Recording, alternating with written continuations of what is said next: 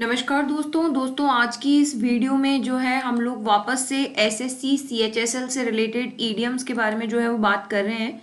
और इस वीडियो के अंदर जो है हम लोग हमारे एसएससी सीएचएसएल से रिलेटेड सभी ईडियम्स जो है वो ख़त्म कर रहे हैं। और इससे पहले मैं आपको बता दूं कि वोकैबुलरी की जो वीडियोस रही हैं वो कंटिन्यू चल रही हैं पार्ट के हिसाब से। और उसमें से जो स्टार्टिंग के पार्ट्स थे वो सारे सीजीएल से रिलेटेड वोकैब थी। और इससे पहले जो मैंने सिनोनिम्स की वीडियोस डाली थी वहां से जो है आपका सीएचएसएल का पार्ट जो है वो स्टार्ट हो चुका है। तो यहाँ हम सीएचएसएल की ईडियम्स आज खत्म करने जा रहे हैं। इससे पहले सिनोनिम्स हम लोग कर चुके हैं। नेक्स्ट हम लोग जो है एसएससी सीएचएसएल के एंटोनिम्स जो हैं वो कर रहे होंगे। तो बेसिकली आप इन वीडियोस के साथ बने रहें, रेगुलर बेसिस पर इन वीडियोस को रिवाइज्ड अप करते रहें ताकि जो वोकैब है वो आपको अच्छे से याद होती रहे। चलिए स्क्रीन पर पहला क्वेश्चन जो है वो आपको विजिबल हो रहा है। देखते हैं इस ईडियम के बारे में। ये ईडियम क्या कह रहा है? ये कह रहा है मनीष टोल्ड रौनक।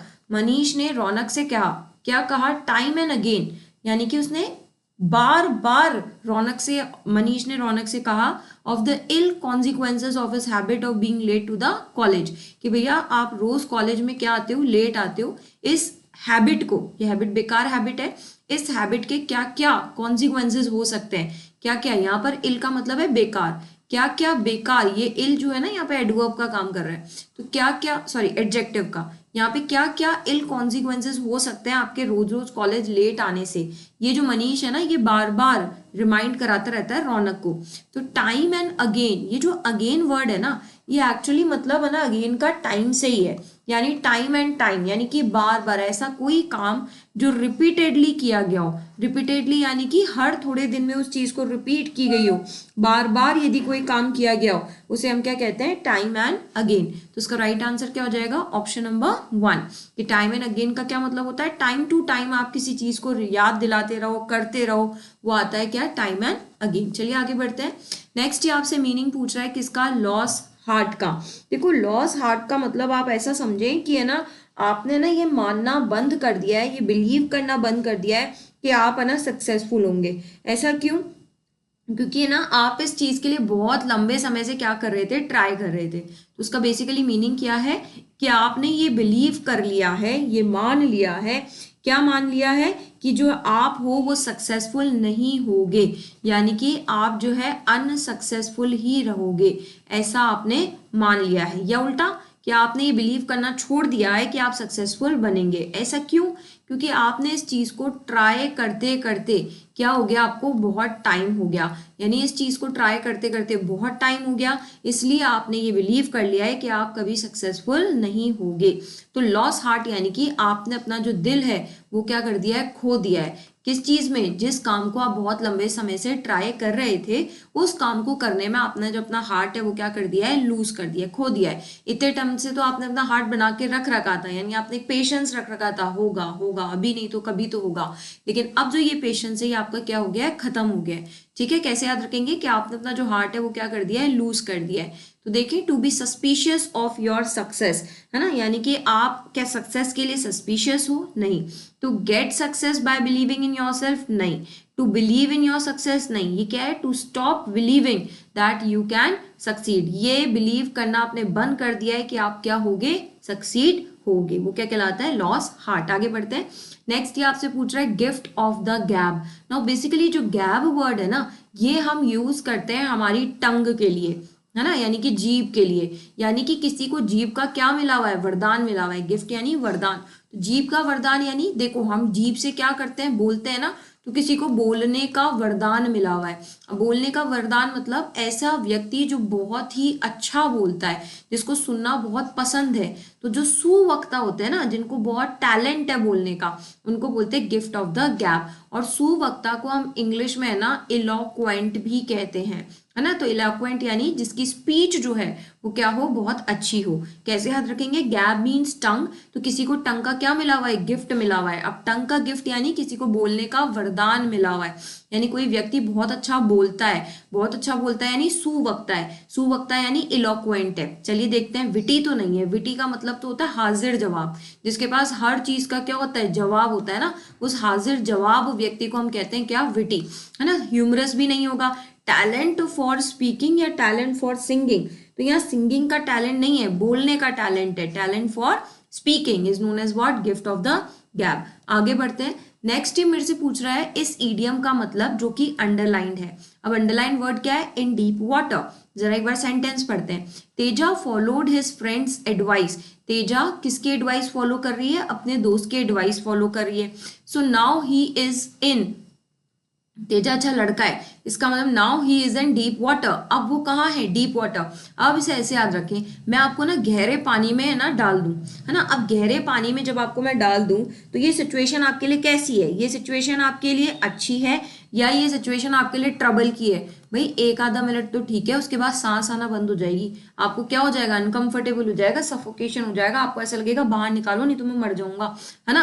भाई मछली जो है ना, कल हमने पढ़ा था आउट ऑफ वाटर, मछली फिश आउट ऑफ वाटर, मछली पानी के बाहर नहीं रह सकती और हम पानी के अंदर नहीं रह सकते, ठीक है। दोनों ही केसेस में हमारे लिए क्या है, ट्रबल ही है ना। तो डीप थॉट्स में तो नहीं हो, डेलेमा में भी नहीं हो। डेलेमा का मतलब होता है दो ऑप्शंस के बीच में हम जब कंफ्यूज रहते हैं ना कि कौन सा ऑप्शन हम चूज करें, तो if you are confuse between two option that is the state of dilemma. हाँ, you are in trouble, good position में भी नहीं हो, पानी के अंदर डीप वाटर्स में कौन गुड पोजीशन में होगा, है ना। आप कैसी पोजीशन में हो, ट्रबल में हो। तो यहाँ पर अपने फ्रेंड की एडवाइस मानने से जो तेजा है ना वो ट्रबल में आ गया, है ना, मुसीबत में आ गया। चलिए आगे बढ़ते हैं। नेक्स्ट ये आपसे फिर अंडरलाइन ईडियम का जो है वो मीनिंग पूछ रहा है। अब अंडरलाइन वर्ड क्या है, कॉल्ड इट अ डे। एक बार सेंटेंस पढ़ते हैं। The technicians who were repairing the broken elevator, यानी वो टेक्नीशियंस जो कि इस ब्रोकन एलिवेटर को रिपेयर कर रहे थे, called it a day. Called it का डे का मतलब है कि आपने दिन को बुला लिया, कॉल का मतलब बुलाना होता है। अब कॉल इट अ डे, दिन को बुला लिया मतलब मैम, दिन को बुला लिया का मतलब है कि आपने दिन को है ना उस समय कॉल कर लिया। कॉल मतलब बंद कर दिया, बंद कर दिया यानी कि आप थक गए हो, आप थक गए हो, आपका काम हो नहीं रहा है तो आपने काम करना ही बंद कर दिया, है ना। तो टू स्टॉप डूइंग वर्क यानी आपने काम करना क्या कर दिया, बंद कर दिया, यानी आज के लिए बहुत है, चलो वाइंड अप करो, है ना। तो बेसिकली वाइंड अप यानी काम को बंद करना, बटोरना, बंद करना, है ना, वो क्या कहलाता है, वाइंड अप। तो आपने काम करना बंद कर दिया है, क्यों, क्योंकि आप शायद थक गए हो ना, टायर्ड हो गए हो, तो आपने बोला चलो कल करेंगे, अब आज छोड़ो, आज वैसे भी हो नहीं पा रहा है ना। तो यानी आपने दिन को क्या कर लिया, कॉल यानी वाइंड अप कर दिया, बंद कर दिया। ऑप्शन देखें, फेल्ट अनहैप्पी नहीं है, शाउटेड विद एंगर नहीं है, stopped to take a short break. देखो ये शॉर्ट ब्रेक नहीं है, क्योंकि आपने उस दिन के लिए थोड़े टाइम के लिए ब्रेक नहीं लिया है, आपने उस पूरे दिन के लिए काम ही बंद कर दिया है। तो stop work for the day यानी उस दिन अब आप काम ही नहीं करोगे, वो क्या कहलाता है, called it a day. Short break होता तो बात अलग होती कि भाई आधे घंटे का ब्रेक ले लिया फिर वापस काम पे लग जाएंगे, नहीं, आपने वो पूरे दिन के लिए काम क्या कर दिया, बंद कर दिया, उसको क्या बोलते हैं, कॉल्ड इट अ डे। आपने पूरे डे को ही कॉल कर लिया ना, मतलब डे को ही बंद कर दिया है, ठीक है। आगे बढ़ते हैं। बैग एंड बैगेज, देखो बैग एंड बैगेज का सीधा सीधा मतलब होता है बोरिया बिस्तरा, है ना। बोरिया बिस्तरा यानी कि जिसमें आपका पूरा का पूरा क्या रखा हो, सामान, और सामान को हम इंग्लिश में क्या कहते हैं, गुड्स, यानी कि आपका पूरा सामान लो और निकलो यहाँ से, यानी अपना पूरा बोरिया बिस्तरा लो और निकलो। तो सर्विस नहीं है, फोर्स नहीं है, फेयर एंड ऑनेस्ट नहीं है, क्या है, विद ऑल गुड्स, अपना पूरा का पूरा सामान लेके यहाँ से टाटा बाय बाय जाओ। नेक्स्ट ये हमसे बोल रहा है कि ये जो अंडरलाइन फ्रेज है, सेंटेंस है, मतलब वर्ड्स जो लिखे हुए हैं, इसके लिए इनमें से कौन सी इडियम बेस्ट है। अब पहले तो ये सेंटेंस पढ़े क्या है, फिर इडियम्स की मीनिंग देखें, फिर देखते हैं कि इसका राइट आंसर क्या होगा। तो इट फील्स लाइक, ऐसा लगता है, I made a promise of more then my ability, कि मैंने अपनी एबिलिटी से ज्यादा ही बड़ा प्रॉमिस कर दिया, मतलब अब ये प्रॉमिस मेरे से फुलफिल हो नहीं पा रहा है। मतलब होता है ना, कई बार अपन होता है ज्यादा ही बड़े बड़े प्रॉमिस कर देते हैं, ये काम मैं कर दूंगा, आज ही कर दूंगा, अरे भाई आज कैसे कर दोगे, इतना बड़ा काम है, हो ही नहीं पाएगा कंप्लीट, यानी आपने अपनी एबिलिटी से बड़ा प्रॉमिस कर दिया है। व्हेन आई प्रॉमिस, जब मैंने प्रॉमिस किया क्या, to complete this worksheet in one day, कि भैया मैं तो एक ही दिन में ही वर्कशीट क्या कर दूंगा, कंप्लीट। अब लंबी लंबी फेंक के तो आ गए हो, लेकिन अब आपकी एबिलिटी ने जवाब दे दिया है, बोले हो ही नहीं पाएगा ये तो आज, है ना, वो क्या कहलाता है, I made a promise of more then my ability. चलिए देखते हैं इडियम्स के मतलब क्या है। ये बोल रहे हैं बीट माई ब्रेन आउट। ना बीट माई ब्रेन आउट का मतलब है जब आप है ना अपने ब्रेन को मारो सर पटक पटक के, क्यों, क्योंकि आप किसी चीज को है ना बहुत ज्यादा समझने की कोशिश कर रहे हो। तो टू ट्राई वेरी हार्ड मतलब आपने बहुत कोशिश कर ली, टू ट्राई वेरी हार्ड, और ये कोशिश किसके लिए की है, टू अंडरस्टैंड, समझने के लिए। क्या समझने के लिए? शायद वो सिचुएशन, शायद वो क्वेश्चन, शायद कोई जो भी सामने चीज है उसे समझने के लिए आपने बहुत ट्राई कर लिया। तो कई बार ऐसा होता है ना, मैथ्स का क्वेश्चन सामने आता है, हम बहुत ट्राई मार रहे हैं, कैसे होगा कैसे होगा कैसे होगा, वो होता है बीट माय ब्रेन आउट, हम सर ही पट मारने लग जाते हैं। कई बार होता है ना, सर पे पिट मार देते हैं कि भाई क्या ट्राई कर रहे हैं ना। तो to try very hard to understand is known as beat my brain out. Next है बीट द ड्रम। ये बीट द ड्रम है ना, ये है किसी भी चीज को पब्लिसाइज करना, पब्लिकली है ना, किसी चीज को ठोक पीट के बताना, वो क्या कहलाता है? बीट। अब ये आप कैसे याद रखोगे?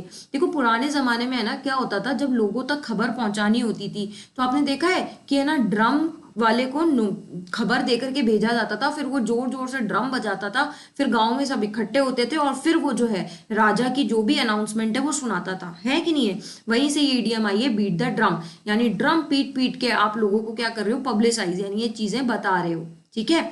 Bit of more than I could chew, यानी आपने इतना बड़ा बाइट ले लिया जो आप चबा ही नहीं पा रहे हो, यानी आपने अपने मुंह के साइज से बड़ा बाइट ले लिया, वो क्या कहलाता है? Bit of more than I could chew. अब मुंह पूरा भर गया, आप चबा ही नहीं पा रहे हो, है ना। Burnt a hole in my pocket, अब किसी की पॉकेट में क्या कर दिया आपने? होल कर दिया। किसी की पॉकेट में होल करने का मतलब है आप उससे क्या करा रहे हो? खर्चा। बोला आज तो तू कर खर्चा, है ना, आप उससे मनी स्पेंड करा रहे हो, बोला आज का पूरा खर्चा इसकी तरफ से, ठीक है। और ये जो मनी स्पेंड है ये आप इससे बहुत क्विकली, फटाफट फटाफट, यहाँ पे 500 का निकाल, यहाँ 1000 का निकाल, क्विकली प्लस इजीली, है ना। तो जब कोई व्यक्ति बहुत क्विकली और इजीली खर्चा कर दे या आप करवा लो, दोनों ही बात है ना, उसको क्या कहते हैं? Burnt a hole in my pocket. एक बार इडियम के मतलब वापस देखिए। बीट माई ब्रेन आउट यानी कि सर मारना, सर पे मारना, यानी कि आपको सोचना, बहुत ज्यादा ट्राई करना हार्ड किसी चीज को समझने का। बीट द ड्रम यानी ड्रम पीट पीट कर लोगों को पब्लिसाइज करना। Bit of more than I could chew यानी आप जितना चबा सकते थे उससे बड़ी आपने क्या ले ली? बाइट ले ली। अब आपसे चबाया नहीं जा रहा है, यानी चीजें हैंडल नहीं हो रही है। Burnt a hole in my pocket यानी पॉकेट में होल कर दिया, होल कर दिया यानी आप सामने वाले से या फिर कोई ऐसा व्यक्ति जो क्विकली और इजीली क्या करे? पैसा खर्च करे। अब देखो यहाँ क्या बोल रहा था, ये उसने प्रॉमिस बड़े बड़े कर दिए अपनी एबिलिटी से, तो इसके लिए राइट इडियम क्या होगी? Bit of more than I could chew. आगे बढ़ते हैं। नेक्स्ट बोल रहा है अंडर द वेदर का क्या मतलब होता है? देखिए अंडर द वेदर का मतलब है आप वेदर के है ना अंडर हो, अंडर मतलब नीचे हो। वेदर तो बहुत सुहावना है और आप कैसा फील कर रहे हो? लो फील कर रहे हो। लो फील आप कब करते हो? जब आप क्या होते हो? इल होते हो। लो फील आप क्या कब करते हो? जब आप क्या होते हो? अनवेल। अपन नहीं कहते भाई दोस्त यार पिकनिक पे जा रहे हैं, यार तू चल जा यार मेरी तबीयत ठीक नहीं है, वो क्या कहलाता है? अंडर द वेदर, यानी आप वेदर के अनुकूल नहीं प्रतिकूल अगर बिहेव कर रहे हो। You are not secure, you are not enjoying the weather, you are not working against the weather, you are feeling what? Unwell। जब आपको कैसा महसूस हो? अनवेल, इल, बीमार जैसा महसूस हो, उसे हम कहते हैं अंडर द वेदर। आगे बढ़ते हैं। Out of the frying pan and into the fire, मतलब आप फ्राइंग पैन के अंदर ऑलरेडी क्या हो रहे थे? फ्राई हो रहे थे, और आपको वहां से निकाल करके कहाँ डाल दिया? सीधा ही आग में झोंक दिया। अभी कम से कम एटलीस्ट पैन में तो थे, अब तो किस में झोंक दिया? सीधा फायर में ही झोंक दिया। यानी कि बुरी सिचुएशन से निकल कर यूं तो नहीं अच्छी में गए, बुरी से अपन और बुरी में चले गए, वो क्या कहलाता है? Out of the frying pan and into the fire. तो things getting intense by an hour, नहीं। बीइंग अ हॉरिबल कुक, नहीं। Being with someone through good times as well as bad time, good time तो हो ही नहीं सकता। Things going from bad to worse, situation जो है वो बद से क्या हो गई है? बदतर हो गई है, यानी बुरी से और बुरी हो गई है। तो ये इसका राइट आंसर हो गया, क्योंकि सीधी सीधी समझ में आ रही है ना, फ्राइंग पैन से निकाल करके सीधा ही आग में झोंक दिया, तो ये तो सिचुएशन और क्या हो गई? वर्स्ट ही हो गई। नेक्स्ट आगे बढ़ते हैं। A bolt from the blue, देखो a bolt from the blue का कैसे मतलब याद रखेंगे? ब्लू है ना, यहाँ पर स्काई को रिजेंबल कर रहा है, और आसमान में बोल्ट होना, बोल्ट यानी कि आप समझते ना आवाज होना, तो जब आसमान में कोई भी आवाज होती है ना तो हम ना चौंक जाते हैं, हम सरप्राइज हो जाते हैं, क्या हुआ? हम बाहर देखने जाते हैं क्या हुआ क्या हुआ, यानी कि ऐसी कोई चीज जो अनएक्सपेक्टेड हो गई है। अनएक्सपेक्टेड यानी आपको पता ही नहीं था, आपने उम्मीद ही नहीं की थी, ये ऐसी कोई चीज जो क्या हो गई है? सरप्राइजिंग हो गई है। जैसे अभी मौसम बिल्कुल सही है, अचानक से क्या हो जाए? बिजली कड़कने लग जाए, तो बिजली जो है वो आसमान में आवाज ही करेगी। या फिर आप बैठे थे, अचानक से आपको ऐसा लग रहा है आसमान में क्या आवाज आ रही है, तो आप बाहर देखने गए, तो something which is unexpected and surprising is known as what? A bolt from the blue. तो थंडर एंड रेन नहीं है, रेनिंग हैवीली नहीं है, स्पॉन्टेनियस बट एक्सपेक्टेड इवेंट तो बिल्कुल नहीं है, सडन एंड अनएक्सपेक्टेड इवेंट के लिए हम कहते हैं बोल्ट फ्रॉम द ब्लू। आगे बढ़ते हैं। Prakash could not make up his mind about what to do with the project. मतलब जो प्रकाश है ना, ये अंडरलाइन ईडियम का मतलब आपको बता रहा है, वो अपना माइंड मेकअप नहीं कर पा रहा है कि आगे उसे क्या करना है। तो माइंड मेकअप मतलब चीज़ों को डिसाइड करना, यानी वो डिसाइड ही नहीं कर पा रहा है कि मुझे आगे क्या करना है। तो mind make up is mind means to decide something. अब यहाँ पर तो डिसीजन के लिए वर्ड है ना, डिसाइड करना, डिसीजन लेना, उसे हम क्या कहते हैं, मैंने अपना माइंड मेकअप कर लिया है। लेकिन यहाँ इसने अपना माइंड मेकअप नहीं किया है, नहीं किया यानी डिसाइड नहीं कर पा रहा है। तो डिसाइड के लिए हम कहते हैं मेकअप हिज माइंड। देखो अबैंडन का मतलब होता है चीजों को क्या कर देना, त्यागना, और अबाइड बाय का मतलब है कि आप इस चीज से क्या हो, बंधे हुए हो। तो कहते हैं ना अबाइड बाय रूल्स, यानी मैं इस नियमों से क्या हूं, बंधा हुआ हूं। Read between the lines. देखो अब इस इडियम का क्या मतलब है, मान लीजिए मैंने ना ये कुछ लाइंस यहाँ पे लिख रखी है, शो हो रही है आपको स्लाइड पे। अब ये लाइंस तो लिखी हुई है तो इनका मीनिंग तो आप बता ही सकते हो, है ना, जो लिखा हुआ है उसको समझाने में क्या दिक्कत है। लेकिन अगर इन लाइंस के बीच में मेरा एक तरीके से कहते हैं ना फीलिंग्स क्या डली हुई है, जो दिख नहीं रही है, लिखी हुई नहीं है, वो भी अगर आप समझा पाए तो वो कहलाता है to read between the line. जैसे पोयम में यूजुअली यही होता है कि ऑथर ने जो लिखा है ना पोयम में, लाइंस जो लिखी है वो तो हर कोई समझा देगा, लेकिन उस लाइंस के बीच का जो मैटर, जो भाव उसके छुपे हुए हैं, वो अगर आप समझा पाओ तो वो कहलाता है रीड बिटवीन द लाइंस। तो रीड बिटवीन द लाइंस यानी कि इफ यू कैन अंडरस्टैंड, है ना, टू अंडरस्टैंड यानी कि आप वो चीज भी समझ पा रहे हैं that is not written, to understand what is not written, जो कि लिखा नहीं गया है, अगर आप उसे भी समझ पा रहे हैं, है ना, to understand what is not written. या फिर ऐसी कोई चीज जो बोली भी नहीं गई है ओपनली, लेकिन फिर भी आप उसका चेहरा देख के पढ़ चुके हो कि भैया इसे क्या चाहिए, वो कहलाता है read between the lines. So something to explain, ठीक है, ग्रैब्स द हिडन मीनिंग, बिल्कुल यही सही है, किसी भी चीज का हिडन मीनिंग क्या कर लेना, पता कर लेना। रीड विदाउट कॉन्सेंट्रेशन नहीं है, जोर जोर से पढ़ना नहीं है, और विस्पर करना तो बिल्कुल भी नहीं है। विस्पर का मतलब क्या होता है, विस्पर का मतलब होता है फुसफुसाहट करना ना, बीच बीच में आप क्या कर रहे हो, फुसफुसा रहे हो, नहीं, वो भी इसका मीनिंग नहीं है। इसका मीनिंग क्या है कि भैया वो लाइंस का मीनिंग भी समझ लेना जो कि सामने वाले ने नहीं लिखी है। आगे बढ़ते हैं, to cost an arm and a leg. ना देखो to cost an arm and a leg है ना, ये CHSL ने बहुत बार इस इडियम को पूछा है। इसका मतलब पता है क्या है कि आपसे है ना आर्म का कॉस्ट तो लिया ही जा रहा है ना, मतलब कि someone is costing you for an arm, है ना, आर्म का कॉस्ट तो ले ही रहे हो, साथ ही साथ आप लेग का, भाई पूरी बॉडी का एक बार जब पैसा ले लिया तो ठीक है ना, नहीं, आर्म का कॉस्ट अलग, लेग का कॉस्ट अलग। तो देखो जब हम किसी का पूरा पैसा एक साथ देते हैं ना वो हमें सस्ता पड़ता है, लेकिन जब हम किसी की एक चीज का पैसा देते हैं तो वो चीज ऑब्वियसली महंगी पड़ती है। तो ये यही इडियम है कि जब आप किसी का आर्म का कॉस्ट अलग दे रहे हो, लेग का कॉस्ट अलग दे रहे हो, फिर कोई बॉडी पार्ट है उसका कॉस्ट अलग दे रहे हो, तो ये चीज तो आपको महंगी पड़ेगी, और इनफैक्ट बहुत महंगी पड़ेगी, ठीक है। तो बैडली हर्ट नहीं है, बोन लॉसेस भी नहीं है, डज नॉट हैव मनी भी नहीं है, क्या है, something which is very expensive. इस चीज को हमने क्या कर दिया है, बहुत ही ज्यादा महंगा बना दिया है। आगे बढ़ते हैं, देखो सेम इडियम, सेम मतलब सेम ईयर में CHSL में यही इडियम 3 से 4 बार आई है। तो अगेन इसका मीनिंग यही होगा, costing N arm and a leg. पूछने का तरीका अलग है, यहाँ पूछा था टू कॉस्ट एन आर्म, वो टू कॉस्ट को पार्टिसिपल कॉस्टिंग बना दिया, ठीक है। वेरी अट्रैक्टिव तो नहीं होगा, रफ एंड टफ भी नहीं होगा, ये देखो very costly and luxurious, answer option अलग दे दिए, है ना। यहाँ पर ऑप्शन क्या दिया था, something which is very expensive, यहाँ क्या बोल दिया, वेरी कॉस्टली, बात तो एक ही है ना। वेरी एंटरटेनिंग नहीं होगा, वेरी कॉस्टली एंड लग्जीरियस को हम क्या कहेंगे, कॉस्टिंग एंड आर्म है ना, लेग। आगे बढ़ते हैं, going through a sticky patch. Now going through a sticky patch का मतलब है आप ये माने कि है ना आप एक्सपीरियंस कर रहे हैं, क्या एक्सपीरियंस कर रहे हैं, एक डिफिकल्ट और एक चैलेंजिंग पीरियड ऑफ टाइम जो कि आपकी प्रॉब्लम्स से घिरा हुआ है। सेम अभी आप इसी से, अगर आप एक कंपटीशन की प्रिपरेशन कर रहे हैं ना तो आप सेम यही है कि आप कैसी चीज एक्सपीरियंस कर रहे हैं, यू आर एक्सपीरियंसिंग, बहुत अच्छे दिन तो नहीं जा रहे आपके, है ना, तो you are experiencing a difficult situation, और ये डिफिकल्ट के साथ साथ चैलेंजिंग भी तो है, चैलेंज ही तो है पेपर पास करना, है ना। तो डिफिकल्ट एंड चैलेंजिंग, और ये डिफिकल्ट और चैलेंजिंग आपका क्या चल रहा है, पीरियड ऑफ टाइम चल रहा है, पता नहीं कितने दिन और चलेगा, है ना, पर बहुत जल्द खत्म हो जाएगा, don't worry.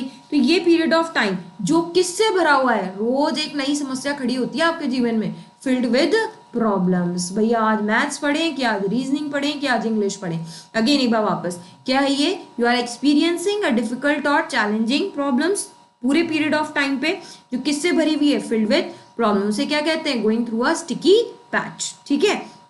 Experiencing a bad period in life, बिल्कुल यही इसका सही आंसर है कि आपका भी लाइफ का कैसा पीरियड चल रहा है, बैड पीरियड चल रहा है। आगे बढ़ते हैं। नेक्स्ट ये बोल रहा है Vishnu and Vighnesh are always like two peas in a pod. ये दोनों हमेशा कैसे रहते हैं, जैसे टू पीस हो एक पॉड में। तो टू पीस और एक पॉड में मतलब जब कोई इंसान, मतलब एक ही सेम बर्तन मान लो और उसमें दो सेम चीजें रखी हो, मतलब ऐसा लगता है ट्विंस होते हैं ना, एक ही जैसे लगते हैं। तो यानी कि ऐसा कोई जो कि लुक वाइज दे लुक, यानी कि ये जो दिखते हैं दे लुक, या ये जो काम करते हैं एक्ट या फिर कुछ भी काम कर रहे हैं वो एक्सट्रीमली आपको कैसा लगे, सिमिलर लगे, मतलब आपको ऐसा लगे ही नहीं कि ये काम किसने किया है, हूबहू सेम, जिसको हम कहते हैं ना दिखने में भी काम करने में भी, वो क्या कहलाता है, like two peas in a pod. तो very similar to each other. अपन नहीं कहते कई बार कि यार इसकी आदतें तो बिल्कुल उसी के जैसी है, उसको हम कहते हैं क्या, two peas in a pot. आगे बढ़ते हैं। एट वंस फिंगर टिप्स, नहीं कहते उंगलियों पे रट लेना,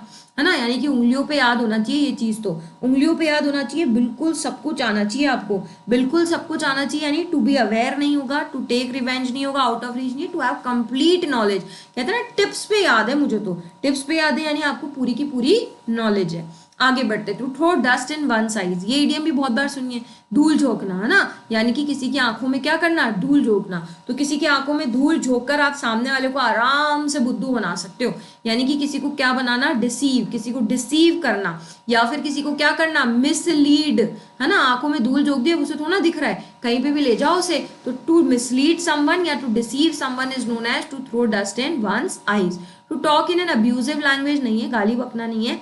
to mislead someone by tricks, हाँ ये सही है कि किसी से ट्रिक्स खेल खेल के उसे क्या करना, मिसलीड करना। To make someone blind for ever नहीं, to hit someone with stone नहीं, क्या ये मिसलीड करना। आगे बढ़ते हैं। टाइम आफ्टर टाइम, देखो ईडियम फिर आ गई, है ना, मैंने कहा था ना टाइम अगेन टाइम बोल लो, मतलब चाहे भले ही आप टाइम एंड अगेन बोल लो इस ईडियम को, वो भी चलेगा। टाइम एंड अगेन में भी मैंने आपको अगेन का मतलब टाइम ही बताया था, और टाइम एंड टाइम यानी वक्त वक्त पर आप सामने वाले को किसी चीज का याद दिलाते रहो, यानी ये काम बार बार किया जा रहा है, रिपीटेडली, ट्वाइस नहीं है, कभी कभार नहीं है, एक बार नहीं है, बार बार कोई काम किया जाए उसे हम टाइम एंड अगेन भी कहते हैं, और उसी को हम टाइम आफ्टर टाइम भी कहते हैं। आगे बढ़ते हैं। स्पिल द बीन्स, देखिए ये जो ईडियम है ना, ये मैंने आपको सीजीएल में भी बताई थी, लेकिन मैं अभी आपको फिर बता दूं। स्पिल द बीन्स का बेसिकली है ना, ओल्ड कहावत ये है कि आपने ना सीक्रेट बता दिया, है ना, किसी को जो छुपा हुआ था वो सीक्रेट रिवील हो गया। तो यानी टू रिवील इंफॉर्मेशन, यानी कि छुपी हुई इंफॉर्मेशन जो है ना वो बाहर आ गई, वो कहलाता है स्पिल द बीन्स। इस ईडियम को ऐसे है कि जो बीन्स है ना ये मोती है ना, और ये जो बीन्स मोती है ना ये यूज होते थे पुराने टाइम में वोट करने के लिए। अब मान लो मैंने ना किसी बॉक्स में बीन्स रख रखे हैं, अब आपको क्या पता कि ये बीन्स कौन से हैं, तो सिमिलरली वो क्या करते थे, दो कलर के बीन्स डालते थे, दो कलर में एक वोट फॉर और एक वोट अगेंस्ट के लिए होता था। अब ये दो कलर्स के बीन्स जो इस बॉक्स में है किसी को दिख थोड़ी ना रही है कि वोट फॉर है या वोट अगेंस्ट है, लेकिन अगर ये बीन्स गिर जाए, बिखर जाए, तो पता चल जाएगा ना कि कितने बीन्स वोट फॉर के और कितने बीन्स वोट अगेंस्ट के हैं। जिसके ज्यादा होंगे सामने वाले अपने आप अंदाजा लगा लेगा कि जीता है कि हारा है। तो वहां से ईडियम आई है कि अगर ये बीन स्पिल हो जाए, बिखर जाए, तो सीक्रेट क्या आ जाएगा, बाहर आ जाएगा। हेल्प नहीं है, एक्ट नहीं है, कुक नहीं है, ये क्या है, टू लीक अ सीक्रेट, यानी सीक्रेट क्या कर देना, लीक कर देना। ये अभी देखो तीसरी बार, भाई 2024 में CHSL की तीसरी बार ये ईडियम आ रही है ना, यानी कि अगेन आर्म एंड लेग का कॉस्ट एक्सपेंसिव हो गया ना, इनएक्सपेंसिव नहीं है, वेरी एक्सपेंसिव है, अफोर्डेबल भी नहीं है, मॉडरेटली प्राइस भी नहीं है, बहुत महंगी चीज के लिए हम बोलते हैं क्या, cost and arm and leg. Next है, देखो ये जो क्वेश्चन है ना ये बेसिकली ऑप्शन से दिख ही रहा है कि ये फ्रेजल वर्ब का क्वेश्चन है। तो पहले सेंटेंस पढ़ते हैं, सारी फ्रेजल वर्ब के मीनिंग देखते हैं, उसके बाद इस क्वेश्चन को अटेम्प्ट करेंगे। Samita asked out of favour of going early today, definitely Samita ने जो है अपने बॉस से पूछा ही होगा कि आज मैं जल्दी चल जाऊं, ये फेवर उसने मांगा होगा। अब आस्क्ड आउट का क्या मतलब होता है, तो आस्क्ड आउट का मतलब होता है कि किसी ने है ना आपको फंक्शन में इनवाइट किया है। तो if you are invited by someone, किसी ने आपको फंक्शन में इनवाइट किया है कहीं जाने के लिए या कहीं फंक्शन में आने के लिए, वो कहलाता है आस्क्ड आउट। आस्क फॉर का क्या मतलब होता है, आस्क फॉर का मतलब ये होता है कि आप सामने वाले से रिक्वेस्ट कर रहे हो, टू हैव रिक्वेस्ट, यानी आप सामने वाले से रिक्वेस्ट कर रहे हो। रिक्वेस्ट क्यों कर रहे हो, क्योंकि आप किसी ट्रबल में हो, मतलब आप अपना कोई काम करवाना चाहते हो, उस काम के लिए आप सामने वाले से रिक्वेस्ट कर रहे हो। आस्क ओवर का क्या मतलब है, अगेन ये है कि किसी ने ना आपको इनवाइट ही किया है, यहाँ पर भी लेकिन यहाँ आस्क्ड आउट में इनवाइट आपको बाहर किया था, किसी रेस्टोरेंट पे लंच के लिए या कहीं और घूमने के लिए। आस्क्ड ओवर का मतलब है किसी ने आपको इनवाइट अपने घर पे किया है, बोले घर आना, वो कहलाता है आस्क्ड ओवर। आस्क्ड अराउंड का क्या मतलब होता है, ये है किसी के बारे में इंक्वायरी करना, इंफॉर्मेशन गैदर करना, वो क्या कहलाता है आस्क्ड अराउंड। और आस्क्ड आफ्टर का क्या मतलब है, ये भी किसी की इंक्वायरी करना ही है। यहाँ पर इंक्वायरी है ना, नॉलेज की है, किसी टॉपिक की है, किसी सिचुएशन की है। और यहाँ जो इंक्वायरी है ना, ये इंक्वायरी है कि आप किसी की हेल्थ के लिए पूछ रहे हो, व्यक्ति की इंक्वायरी है यहाँ पे। आस्क्ड आफ्टर इज पर्सन की, कि आप उससे उसकी हेल्थ या करंट सिचुएशन अभी क्या चल रही है वो है। तो व्यक्ति की अगर इंफॉर्मेशन इंक्वायरी गैदर कर रहे हो आस्क्ड आफ्टर है। आस्क्ड अराउंड यानी सिचुएशन की अगर इंफॉर्मेशन गैदर कर रहे हो आस्क्ड अराउंड है।